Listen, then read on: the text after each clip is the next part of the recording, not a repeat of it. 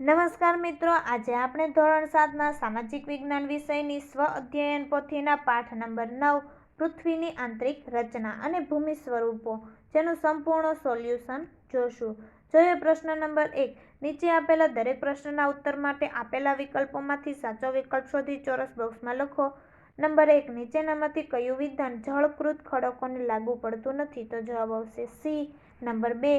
તાજમહેલ બનાવવા માટે કયા પ્રકારના ખડકો વપરાયા છે? તો જવાબ આવશે બી. નંબર 3. ભૂકંપની સંભાવનાઓનું અનુમાન સામાન્ય પદ્ધતિથી નીચેનામાંથી કઈ રીતે થઈ શકતું નથી? તો જવાબ આવશે ડી. નંબર 4. પૃથ્વી સપાટીનું ઉપલું સ્તર મુખ્યત્વે કયા ખનિજ તત્વોનું બનેલું છે? તો જવાબ આવશે એ. નંબર 5. નીચેનામાંથી કયું વાક્ય હિમ નદીને લાગુ પડતું નથી? તો જવાબ આવશે બી.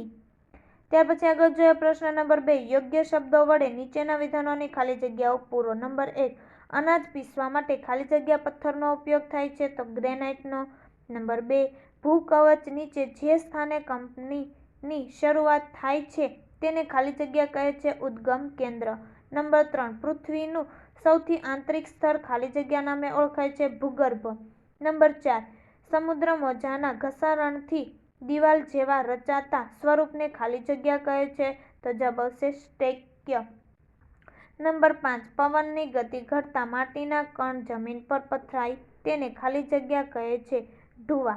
પ્રશ્ન નંબર 3. બંધ બેસતા જોડકા રચો. નંબર 1. ચીકણી માટી. તો જવાબ આવશે સ્લેટમાં રૂપાંતર. નંબર 2. પવનનું કાર્ય. તો જવાબ આવશે રેતીના ઢૂવા.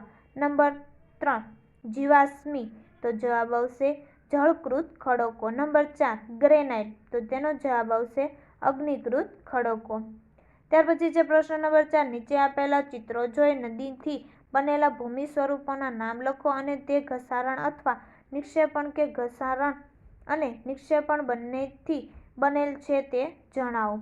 તો પેલું ચિત્ર આપેલું છે તેની લાક્ષણિક નામ છે બારખંડ અને તેનું ઘસારણ અને ઘસારણ નિક્ષેપણ. તો ઘસારણ અને નિક્ષેપણ. ત્યાર પછી બીજું ચિત્ર છે તો કુદરતી તટબંધ અને નિક્ષેપણ. ત્યાર પછી ત્રીજું ચિત્ર છે તો નળાકાર સરોવર અને નિક્ષેપણ. પ્રશ્ન નંબર 5. નીચે આપેલા નદીના કાર્યો આડા અવળા થઈ ગયા છે તેને પ્રક્રિયા નિર્માણના ક્રમમાં ગોઠવો. તો પેલું આવશે જળ પ્રતાપ કે જળધોધની રચના. ત્યાર પછી બીજું આવશે સર્પાકાર વહન માર્ગ પર નદીનું વહેવું. નંબર 3 આવશે પૂરના મેદાનનું નિર્માણ. નંબર 4 આવશે કુદરતી તટબંધની રચના. નંબર 5 આવશે મુખ ત્રિકોણ ડેલ્ટાનું નિર્માણ. ત્યાર પછી જોઈએ પ્રશ્ન નંબર 6. નીચે આપેલી આકૃતિ ઓળખી તેનું યોગ્ય નામ નિર્દેશન કરો. તો પેલું છે જળ પ્રતાપ. ત્યાર પછી જ્વાળામુખી. ત્યાર પછી ખડક ચક્ર. પ્રશ્ન 7. નીચે આપેલા પારિભાષિક શબ્દોની સમજૂતી આપો. નંબર 1. ભૂકવચ. તો પૃથ્વી સપાટીના સૌથી ઉપલા સ્તરને ભૂકવચ કહે છે. તે સૌથી પાતળું સ્તર છે. નંબર 2. અગ્નિકૃત ખડકો. તો જ્વાળામુખીના વિસ્ફોટના વખતે પૃથ્વીના પેટાળમાં રહેલા મેગ્મા આંતરિક ભાગમાંથી નીકળીને પૃથ્વીની સપાટી પર પથરાય છે. આ મેગ્મા ઠંડો પડતા જ તે ખડકો બને છે. તેને અગ્નિકૃત ખડકો કહે છે. નંબર 3. ખડક ચક્ર. તો ગરમ પ્રવાહી મેગ્મા ઠંડો બનીને નક્કર થઈ જતા અગ્નિકૃત ખડક બને છે. ત્યાર પછી અગ્નિકૃત ખડક નાના ટુકડાઓ રૂપે એક સ્થળેથી બીજા સ્થળે સ્થળાંતરિત થઈ જળકૃત કે પ્રસ્તર ખડક બનાવે છે. ઊંચા તાપમાન અને અતિશય દબાણને લીધે અગ્નિકૃત ખડક કે જળકૃત કે પ્રસ્તર ખડક રૂપાંતરિત ખડક પીગળીને ફરીથી ગરમ પ્રવાહી મેગ્મા બની જાય છે. આ પ્રક્રિયાને ખડક ચક્ર કહે છે. નંબર 4. જળ પ્રપાત. તો નદીનું પાણી તેના મેગ્મા કોઈ નક્કર ખડક પરથી સીધી ઢોળાવવાળી ખીણમાં કે નીચાણવાળી ભૂમિ પર વેગ સાથે પછડાય તો તેને જળધોધ કહે છે. જળધોધની ઊંચાઈ અને વેગની તીવ્રતા ખૂબ જ વધુ હોય તો તેને જળપ્રપાત કહે છે. નંબર 4. 5. ઢૂવા એટલે કે બારખંડ. તો રણ પ્રદેશમાં પવન તેના વેગ સાથે રેતીને એક જગ્યાએથી બીજી જગ્યાએ લઈ જાય છે. જ્યારે પવનનો વેગ મંદ પડે છે ત્યારે ઉડીને આવેલી રેતી જમીન સપાટીના કોઈ ભાગ પર જમા થતાં રેતીની ટેકરીઓ બને છે જેને રેતીના ઢૂવા કહે છે. ત્યાર પછી પ્રશ્ન નંબર 8, નીચેના વિધાનો માટે કારણો આપો. તો જોઈએ નંબર 1, આપણે પૃથ્વીના કેન્દ્રમાં જઈ શકતા નથી. તો જવાબ આવશે કારણ કે પૃથ્વીના કેન્દ્રમાં વધારે પડતી ગરમી હોય છે અને વાતાવરણ હોતું નથી. આથી મનુષ્ય પૃથ્વીના કેન્દ્રમાં જઈ શકતો નથી. ત્યાર પછી નંબર 2, ચૂનાના પથ્થર અને આરસ પહાણમાં ફેરવાઈ જાય છે. તો તેનો જવાબ નીચે આપેલો છે, જે તમે જોઈ શકો છો.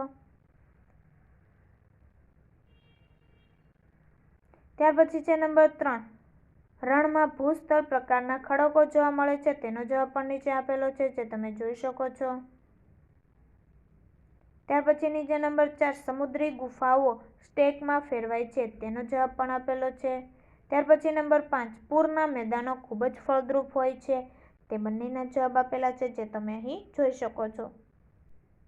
પ્રશ્ન નંબર 9, માગ્યા મુજબ પ્રવૃત્તિ કરો. તો તમારા ઘરમાં ઉપયોગમાં લેવામાં આવતી વસ્તુઓ બનાવવામાં જે ખનિજનો ઉપયોગ કરવામાં આવ્યો હોય તેના ચિત્રો દોરી કે ચોંટાડીને ખનિજના નામ લખો, જે તમે અહીં જોઈ શકો છો, અને તેના નામ પણ. ત્યાર પછી નંબર 2, પૃથ્વીની આંતરિક રચના અને કોઈ એક ભૂમિ સ્વરૂપની આકૃતિ દોરો, જે તમે નીચે આપેલી છે. ત્યાર પછી નંબર 3, કોઈ પણ એક ભૂમિ સ્વરૂપની આકૃતિ દોરો. અને ત્યાર પછી નંબર 4 આપેલું છે પ્રોજેક્ટ, જે તમે. તો ધોરણ 7ના સામાજિક વિજ્ઞાન વિષયના બધા જ પાઠની PDF મેળવવા અને વિડીયોની લિંક ડિસ્ક્રિપ્શન બોક્સમાં આપેલ છે. તો આ વિડીયો તમે તમારા મિત્રો અને દોસ્તોને જરૂરથી શેર કરજો. Thank you.